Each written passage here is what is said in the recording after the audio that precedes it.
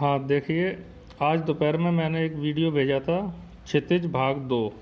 ये जो लिखा हुआ है क्षितिज भाग 2, ठीक है। तो ये मैंने बताया था 57 से 87 पेज तक आपको इतना पढ़ना पड़ेगा, तब ये 16 मार्क्स का आपका कवर होगा, ठीक है ना। इसमें सुबह गद्य की विधाओं का परिचय बता दिया था, ठीक है। अब यहाँ पर लेखक परिचय, व्याख्या और ये प्रश्नोत्तर पाठ पर आधारित ये अब हमें देखने हैं, और इसमें गद्यांश वगैरह जो होते हैं वो भी देखने हैं। तो अब ठीक है, तो अभी सुबह जो बताया था उसके बाद आगे बता रहा हूँ मैं। अब ये आज के लिए ही आपको आज इतना करना है, ठीक है। इसमें क्योंकि वर्क थोड़ा ज़्यादा है तो समय लग सकता है, कल में भी आप कर सकते हो, ठीक है ना। अब देखिए, जैसे कि अब मैं यहाँ पे पहुँच गया हूँ, लिखा है गद्य खंड लिखा हुआ है, परीक्षा उपयोगी गद्यांशों के संदर्भ प्रसंग सहित व्याख्या, ठीक है।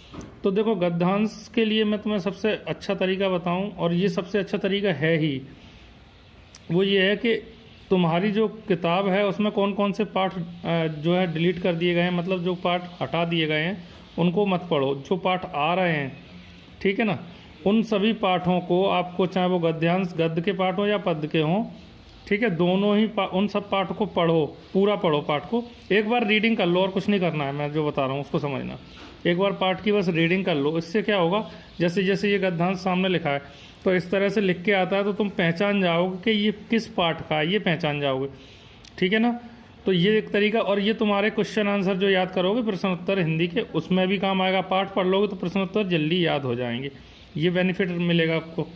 पाठ पढ़ने के दो बेनिफिट ये मिल रहे हैं कि आपका ये तो गद्यांश और पद्यांश वाला तो कवर हो ही जाएगा, इसके बाद एक और पद और।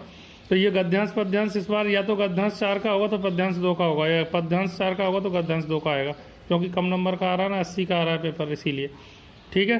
तो अब देखिए, ये यहाँ पे कवर हो रहा है। अगर पाठ पढ़ोगे तो प्रश्नोत्तर भी कवर हो रहा है। चलिए अब शुरू करते हैं इसमें। तो मैंने तुम्हें तरीका बता दिया, पाठ जरूर पढ़ें, ठीक है। अब देखिए, जैसे ये लिखा हुआ है यहाँ पे, तो यहाँ लिखा है, जैसे ये पूरा क्या लिखा है, एक छोटा सा इसमें से अनुच्छेद जिसको पैराग्राफ बोलते हैं, ये उसमें से पाठ में से लेके उन्होंने यहाँ लिख दिया, और आपको बोला है कि इसमें से आपको क्या बताना है, इसका संदर्भ प्रसंग सहित व्याख्या करनी है। उपयुक्त गद्यांश की संदर्भ प्रसंग सहित व्याख्या कीजिए, ऐसे प्रश्न में पूछा जाएगा, ठीक है ना। तो जैसे कि आप देख सकते हो, इसको मैं दिखा भी देता हूँ। देखो, इस सेट पेपर में पूछा गया है, देखो ये पूछा गया है यहाँ पे, इसमें ये 4 मार्क्स का आया है, 2 का भी आ सकता है, तो वो 4 का आएगा, मैं बता चुका हूँ आपको। देखो जैसे लिखा है, निम्नलिखित में से, ये लिखा है देखो, निम्नलिखित में से किसी एक गद्यांश की संदर्भ प्रसंग सहित व्याख्या कीजिए, लिखा है। तो संदर्भ और प्रसंग लिखना है, उसके बाद उसकी व्याख्या करनी है। तो अब इसको एक बार देख लेते हैं। देखो ये अब आपको सही से दिख रहा है, ठीक है। देखिए अब तो यहाँ पे हम क्या करेंगे, देखो अब इसको जैसे ही तुम पढ़ोगे तो तुम्हें ये पता लग जाएगा किस पाठ का है। तो संदर्भ में आपको क्या लिखना होता है कि ये लिखना होता है, जैसे यहाँ लिखा ना कि ये किस पाठ से लिया गया है और इस पाठ के लेखक कौन है, बस ये 2 चीज़ें आपको लिखनी होती है। आपका 1 नंबर पक्का, यहाँ आपको 1 नंबर मिल जाएगा इतने में। तो यहाँ पे लिखा है, देखो, यह गद्यांश हमारी पाठ्य पुस्तक के नेताजी का चश्मा पाठ से लिया गया है। पाठ का नाम क्या है, नेताजी का चश्मा, और इसके लेखक कौन है, स्वयं प्रकाश। मतलब इन लेखक का नाम ही है, ये देखो लिखा है ऊपर, स्वयं प्रकाश। जो लेखक है उनका नाम है स्वयं प्रकाश, ठीक है। ये हो गया। अब इसके बाद आता है प्रसंग, ठीक है। तो अब ये अगर 2 नंबर का आता है तो संदर्भ प्रसंग दोनों मिला के 1 नंबर के होंगे, और 1 नंबर की व्याख्या हो जाएगी, ठीक है। चलो देख लेते हैं अब आगे। देखो क्या करना है, प्रसंग में आपको ये बताना है कि इसमें किस चीज़ के बारे में बताया गया है, क्या बताया गया है। जैसे यहाँ लिखा है, देखो, यहाँ पर कस्बे के मुख्य चौराहे पर लगाई गई नेताजी सुभाष चंद्र बोस की प्रतिमा के बारे में बताया गया है, ठीक है।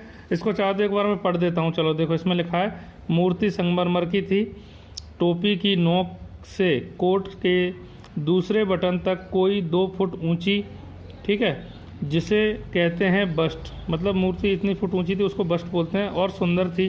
नेताजी सुंदर लग रहे थे, कुछ कुछ मासूम और कमसिन। फौजी वर्दी थी नेताजी की। नेताजी, यहाँ पर नेताजी का मतलब नेताजी सुभाष चंद्र बोस जी की बात हो रही है।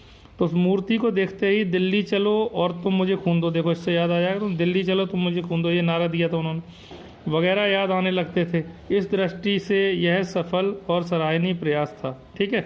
तो ये इसको पढ़ते ही तुम्हें पता लग जाएगा कि इस पाठ का है, तो तुरंत लिख दोगे ये नेताजी के चश्मा पाठ से लिया गया है, इसके लेखक स्वयं प्रकाश हैं। प्रसंग में ये बता दो क्या बताया गया है, मतलब इसमें किस चीज़ के बारे में बताया गया है, तो ये बता दिया। यहाँ पर कस्बे के मुख्य चौराहे पर लगाई गई नेताजी सुभाष चंद्र बोस की प्रतिमा के बारे में बताया गया है। चलिए ठीक है। अब व्याख्या। व्याख्या में क्या करते हैं, इसी को थोड़ा सा बढ़ा के लिख देते हैं अपनी भाषा में, मतलब लिखते यही है जो लिखा है, लेकिन इसको थोड़ा सरल करके। जैसे यहाँ लिखा है ना, मूर्ति संगमरमर की थी, तो इन्होंने कैसे लिखा, देखो, सुभाष चंद्र बोस की जो मूर्ति चौराहे पर लगाई गई थी वह संगमरमर की थी। मतलब थोड़ा सा अपने तरफ से बढ़ा दिया हमने। लिखना हमको यही है जो लिखा है, ठीक है, अपनी भाषा में इसको थोड़ा सा बढ़ा के लिख दिया। एक तो ये तरीका है, और दूसरा ये है कि जिनको मतलब ऐसे लिखने में नहीं बन रहा, जिन्होंने संदर्भ प्रसंग तो लिख लिया, ठीक है, और ऐसे नहीं समझ में आ रहा क्या करना है, तो वो क्या करें, व्याख्या में जैसा ये जो लिखा है ना, ये अनुच्छेद पूरा ये ऐसे के ऐसे ही यहाँ लिख दोगे तो भी तुम्हें नंबर मिल जाएंगे, ठीक है। हो सकता है कि मतलब अगर ये 4 नंबर का है तो तुम्हें इस पूरे में 3 नंबर मिले, लेकिन नंबर मिलेंगे, इसमें कोई दिक्कत नहीं आएगी, नंबर तो मिलेंगे, ठीक है। अच्छा, अब अगर ये 2 नंबर का पूछा जाता है तो संदर्भ लिख दो और व्याख्या लिख दो, प्रसंग नहीं लिखोगे तो भी चल जाएगा, क्योंकि इतना काफ़ी है 2 नंबर के लिए, ठीक है। और 4 नंबर का आता है तो संदर्भ भी लिखना है, प्रसंग भी लिखना है, व्याख्या भी लिखनी है, थोड़ी बढ़ा के लिख देना। तो ये तो इसका देखो तरीका हो गया। अब एक बता दिया तो ऐसे ही सभी आपको करने हैं, इसमें अलग अलग बताने का तो कोई वो नहीं है, ठीक है ना। और आगे इसमें ये भी दे रखा है विशेष, जैसे कि इसमें क्या विशेष था, देखो यहाँ पे लिखा हुआ है विशेष, अब दिख रहा होगा, देखो विशेष लिखा है। विशेष में नेताजी के स्वतंत्रता आंदोलन में किए गए कार्यों की झलक मूर्ति में प्रकट हो रही थी, एक तो ये विशेषता इसमें दिख रही है। और विशेष क्या है, चित्रात्मक शैली तथा सरल भाषा का प्रयोग हुआ है, ठीक है। तो ये विशेष अगर नहीं लिखो तो उतना तो काम आपको करना ही है, ठीक है ना। अब ये मैंने तरीका तुम्हें बता दिया किसी भी गद्यांश के लिए। अब हम बात करेंगे आगे, क्योंकि अब ये सब गद्यांश हैं, इसमें ये परीक्षा अध्ययन है। इससे पहले वाले वीडियो में मैंने बताया था, परीक्षा अध्ययन से ही बता रहा हूँ मैं अभी। तो ये सारे गद्यांश आपको इनके पाठ पढ़ के अपने आप पता लग जाएंगे किस पाठ का है, उसके लेखक और याद कर लेना उस पाठ के लेखक कौन है। देखो आगे आता है अब आपका प्रश्नोत्तर, इसमें गद्य खंड पर आधारित महत्वपूर्ण प्रश्नोत्तर। तो देखो किताब पढ़ लोगे तो इसके प्रश्नोत्तर वैसे भी एक बार पढ़ लोगे प्रश्न और उत्तरों को तो वो वैसे ही याद रहेंगे, ठीक है ना। कुछ क्वेश्चन ऐसे होते हैं जो थोड़ा याद कर लेना अगर लगता है आपको तो, ठीक है। प्रश्नोत्तर के लिए तो वीडियो में मुझे ज़रूरी नहीं है कि कुछ बताऊँ, वो तो आपको याद ही करने हैं, ठीक है।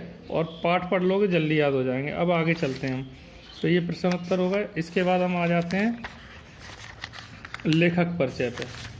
अब ये और थोड़ा सा समझ लो आप इसमें, देखो लेखकों का साहित्य परिचय, ठीक है। तो अभी यहाँ पे देखिए एक स्वयं प्रकाश, रामवृक्ष वैनीपुरी, ठीक है। इसमें से आप ऐसा करो, और कितने हैं इसमें, और ये हैं सर्वेश्वर दयाल सक्सेना, ये मन्नू भंडारी और महावीर प्रसाद द्विवेदी, ये 4 जरूर कर लो। देखो कौन कौन से, एक तो ये मन्नू भंडारी, और एक ये महावीर प्रसाद द्विवेदी, एक ये 2 हो गए, और रामवृक्ष वैनीपुरी 3, और एक स्वयं प्रकाश। ये 4 आप कर लो, 4 में से एक ना एक तुम्हें मिल ही जाएगा, इतना कंफर्म समझो, क्योंकि इनमें से ही आ जाते हैं। अब देखो यहाँ पे बाकी का भी पढ़ लेना, लेकिन 4 तो ये अच्छे से कर जाना। ये भी 4 नंबर का आता है, 4 नंबर में पूछा जाता है, ठीक है। तो देखो यहाँ पे अगर जीवन परिचय लिखने के लिए आता है तो देखो इसमें ज़रूरी नहीं कि जीवन परिचय को पूछा जाए तो ही लिखना है जीवन परिचय। कहीं कहीं ऐसे पूछ लेते हैं कि 2 रचनाएं लिखिए, 2 रचनाएं, और उनकी भाषा शैली लिखिए और साहित्य में स्थान लिखिए, ऐसे पूछ सकते हैं। इन 3 पॉइंट्स को पूछ लिया, ठीक है ना। और या फिर ऐसे पूछ लेंगे जीवन परिचय लिखिए, रचनाएं 2 रचनाएं लिखिए और साहित्य में स्थान लिखिए। तो यहाँ पे मेन क्या है, आपको ये याद करने हैं, जीवन परिचय, रचनाएं, भाषा शैली और साहित्य में स्थान, ये 4 चीज़ें आपको हमेशा याद करनी है हर एक में, ठीक है। बाकी ये बीच में छोड़ सकते हो, ठीक है। जीवन परिचय में ज़्यादा नहीं लिखना होता, जन्म कब हुआ, मृत्यु कब हुई, ये, और बीच में ये बता देंगे कि उनकी शिक्षा दीक्षा कहाँ पे हुई, इतना थोड़ा सा बता देंगे, बस इतना ही बताना है इसमें। जीवन परिचय में ज़्यादा नहीं लिखना है, इतना ही लिखना है। उसके बाद रचनाएं। अब रचनाएं जैसे कि इसमें स्वयं प्रकाश जी का हम पढ़ रहे हैं, ठीक है। तो इनकी रचनाएं याद कर लो, कोई 2 रचना तो याद आपको होनी चाहिए, क्योंकि 2 ही पूछते हैं। जैसे ये है सूरज कब निकलेगा, एक रचना ये है, आएंगे अच्छे दिन भी, दूसरी रचना ये है, आदमी जात का आदमी, एक ये है, छोटू उस्ताद, ठीक है। तो ये रचनाएं इनमें से, अब जैसे ये तो याद ही रह सकती है, छोटू उस्ताद, ठीक है, और ये सूरज कब निकलेगा, ऐसी चीज़ें तो वैसे भी जल्दी याद हो जाती हैं। 2 रचनाएं तो ये याद हो जाएंगी तुम्हें तुरंत, ठीक है। अब जीवन परिचय की बात करें तो जीवन परिचय में देखो मैंने तुम्हें क्या बताया, जन्म और मृत्यु और उनके बीच में जो है वो कहाँ पे उनकी शिक्षा हुई है क्या, ये सब थोड़ा बहुत लिखना होता है, इसमें भी ज़्यादा नहीं लिखा है, इसमें लिखा है देखो, स्वयं प्रकाश का जन्म मध्य प्रदेश के इंदौर में सन 1947 में हुआ। इनकी शिक्षा राजस्थान में हुई। आपने मैकेनिकल इंजीनियरिंग करने के बाद एमए तथा पीएचडी की, पीएचडी हिंदी किया। अब उनकी शिक्षा और आगे की बता दी, क्या क्या शिक्षा इन्होंने ग्रहण की। साहित्यिक रुचि के कारण आप वसुधा पत्रिका से जुड़ गए। फिर बीच में जो उपलब्धियां थीं, जैसे वसुधा पत्रिका से जुड़ गए, ये बता दिया। फिर चकमक बाल पत्रिका का संपादन किया, ये बता दिया। उसके बाद इनका निधन कब हुआ, ये बता दिया। 2019 में इनका निधन हुआ, ठीक है ना। तो ये इसका जीवन परिचय इनका हो गया। रचनाएं आप कोई 2 याद कर लो, जैसे ये हो गई, ठीक है। इसके बाद इनको आप छोड़ सकते हो। भाषा शैली में आपको देखो, भाषा शैली में थोड़ी तारीफ ही की गई होती है हर जगह, तो वैसे ही लिखना है आपको। और वैसे भी ये लेखक हैं तो अच्छे लेखक हैं, इसीलिए। अब देखिए यहाँ पर हम देखते हैं भाषा शैली क्या है, लोक जीवन। इसमें क्या है, थोड़ा सा हम अच्छे से लिख देंगे, जैसे उनकी भाषा ऐसी जैसे लिखा है ना, देखो, लोक जीवन से जुड़े रहे। स्वयं प्रकाश की भाषा लोक प्रचलित व्यवहारिक है। ये सहज, देखो मैंने कहा था ना, ऐसा थोड़ा आपको लिखना पड़ेगा। ये सहज सरल सुस्पष्ट भाषा का प्रयोग करते हैं। इनकी भाषा में आडंबर तथा बनावटीपन से दूर जनसाधारण की भाषा है इनकी भाषा, ठीक है ना। तो इस तरह से थोड़ा इनको लिख देना है। भाषा शैली हो गई। अब भाषा हो गई, अब शैली की बात करेंगे। तो शैली कौन कौन सी है, ये भावनात्मक, वर्णात्मक और चित्रात्मक। थोड़ा थोड़ा इनका वर्णन कर दो, जैसा लिखा है, याद रहे तो ठीक है, नहीं तो ये बता देना शैली। उसके बाद साहित्य में स्थान, साहित्य में इनका क्या स्थान है, ये बताना है आपको। तो देखो, साहित्य में स्थान बताते हैं, यहाँ पे लिखा है, स्वयं प्रकाश ने अपने साहित्य में निम्न वर्ग, शोषित समाज तथा नारी उत्थान की चिंता व्यक्त की है। बता देंगे इन्होंने क्या बताया कि जो निम्न वर्ग, शोषित वर्ग हैं और नारी उत्थान के बारे में उन्होंने चिंता व्यक्त की है। साठोत्तरी कथाकारों में स्वयं प्रकाश का महत्वपूर्ण स्थान है, इन्होंने बताया, ठीक है। तो ये इनका साहित्य में स्थान बता दिया कि साहित्य में इनका क्या स्थान है। तो ये जो मैंने अभी आपको समझाया है, इसी तरीके से तुम्हें और भी जो जीवन परिचय हैं लेखकों के, वो करने हैं तैयार, ठीक है ना। तो इसमें दिए हुए हैं इस तरह से, तो ठीक है। तो ये मैंने आपको पैटर्न बता दिया, ऐसे करना है इसको। अब बस यही आपको यहाँ तक ही करना है, ठीक है। इसके बाद मैंने इतना ही बताया था, अभी 16 नंबर का आपका कवर हो जाएगा यहाँ तक, 57 से 87 तक। ये 87, ठीक है, 57 से 87 पेज तक, ये 87 पेज आ गया यहीं तक। तो ये जो है आपका जो है इतना कवर हो जाएगा आज, अगर इतना पढ़ लोगे तो। अब इसमें क्या है, पाठ हिंदी के पढ़ने में समय लगेगा। आपने अगर पहले पढ़ रखे हो तो अच्छा है, नहीं तो हिंदी के पाठ जरूर पढ़ें, वो सबसे ज़्यादा महत्वपूर्ण है। आपके प्रश्नोत्तर भी कवर हो रहे हैं वहाँ पे, ठीक है। फिर इसके बाद आगे बताएंगे।